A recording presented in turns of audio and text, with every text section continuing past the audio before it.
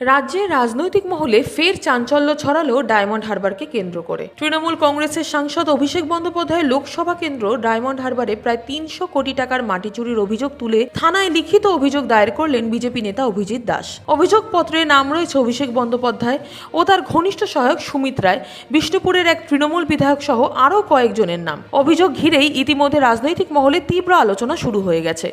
বিজেপির দাবি, দীর্ঘদিন ধরে ডায়মন্ড হারবার এবং সংলগ্ন এলাকায় সরকারি ও বেসরকারি জমি থেকে বিপুল পরিমাণ মাটি অবৈধভাবে কেটে পাচার করা হচ্ছে। এর ফলে একদিকে যেমন সরকারের রাজস্ব ক্ষতি হয়েছে, অন্যদিকে পরিবেশ ও স্থানীয় বাস্তুতন্ত্রের ওপরও মারাত্মক প্রভাব পড়েছে। অভিযোগকারীর দাবি, গোটা বিষয়টি বিচ্ছিন্ন কোনো ঘটনা নয়, বরং একটি সুসংগঠিত চক্রের মাধ্যমে দীর্ঘ সময় ধরে এই কাজ চলেছে।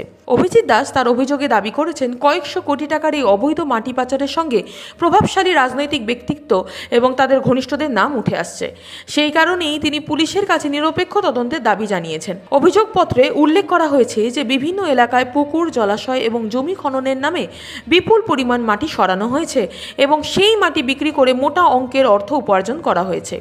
ডায়মন্ড হারবার দীর্ঘদিন ধরেই তৃণমূলের শক্ত ঘাঁটি হিসেবে পরিচিত। অভিষেক বন্দ্যোপাধ্যায় রাজনৈতিক প্রভাবের কেন্দ্র হিসেবেও এই অঞ্চলকে দেখা হয়। ফলে এই অভিযোগ সামনে আসার পর রাজনৈতিক গুরুত্ব আরও বেড়েছে। বিশেষ করে এমন এক সময় এই অভিযোগ সামনে এলো যখন অভিষেক বন্দ্যোপাধ্যায় ইতিমধ্যেই একাধিক আইনি এবং প্রশাসনিক তদন্তের মুখোমুখি রয়েছেন। বিধায়কের সই জালিয়াতি মামলায় সিআইডির জিজ্ঞাসাবাদ, বিভিন্ন আর্থিক লেনদেন সংক্রান্ত বিতর্ক এবং ঘনিষ্ঠ সহযোগীদের বিরুদ্ধে ওঠা অভিযোগ নিয়ে রাজনৈতিক চাপের মধ্যেই নতুন করে এই মাটি চুরির অভিযোগ সামনে এসেছে। অন্যদিকে তৃণমূলের পক্ষ থেকে অভিযোগগুলিকে রাজনৈতিক উদ্দেশ্য প্রণোদিত বলেই ব্যাখ্যা করা হচ্ছে। দলের নেতাদের বক্তব্য, নির্বাচনের পর থেকেই বিরোধীরা ধারাবাহিকভাবে তৃণমূল নেতৃত্বকে নিশানা করার চেষ্টা করছে।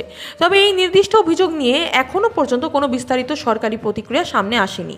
এদিকে প্রশাসনিক মহলেও বিষয়টি নিয়ে কৌতূহল তৈরি হয়েছে। অভিযোগের ভিত্তিতে তদন্ত শুরু হবে কিনা এবং হলে কোন সংস্থা তদন্ত করবে তা নিয়েও জল্পনা শুরু হয়েছে। রাজনৈতিক পর্যবেক্ষকদের মতে অভিযোগে যেহেতু রাজ্যের অন্যতম প্রভাবশালী রাজনৈতিক নেতার নাম জড়িয়েছে, তাই বিষয়টি আগামী দিনে আরও বড় রাজনৈতিক বিতর্কে পরিণত হতে পারে।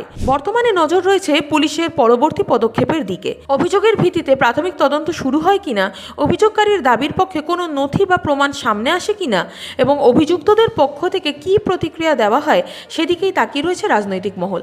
ডায়মন্ড হারবারের তথাকথিত মাটি চুরি ইস্যু আগামী দিনে রাজ্যের রাজনীতিতে আরও বড় আলোচনার বিষয় হয়ে উঠতে পারে বলেই মনে করা হচ্ছে। দেখতে থাকুন।